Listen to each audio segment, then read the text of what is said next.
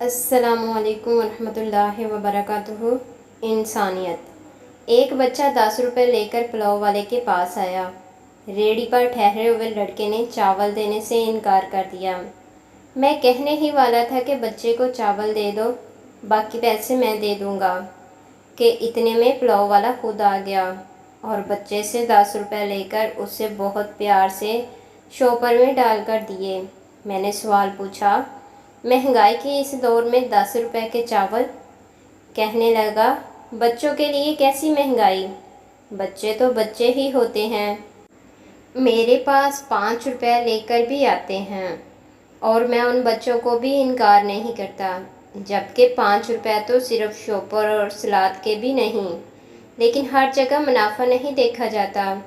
میں چھوٹی چھوٹی چکن کی بوٹیاں بھی دیگ میں ڈالتا ہوں اور وہ ان بچوں کے لیے ہی ہوتی ہیں جو 5 یا 10 روپے لے کر آتے ہیں۔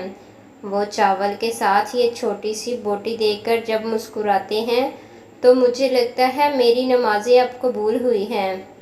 آج کے دور میں امیروں کے بچے 5-10 روپے لے کر نہیں آتے، یہ غریب بچے ہی ہوتے ہیں۔ یہ میرے سوال کا جواب کم اور انسانیت کا درس زیادہ تھا۔ یہ محبت کا خالص جذبہ، یہ بچوں سے محبت، یہ غریبوں کا احساس۔ مجھے سمجھ آ گئی کہ اس چاول والے کے چہرے پر مسکراہٹ کیوں ہے۔ مزید اچھی ویڈیوز کے لیے ہمارے چینل کو لائک، سبسکرائب اور شیئر کریں۔ شکریہ۔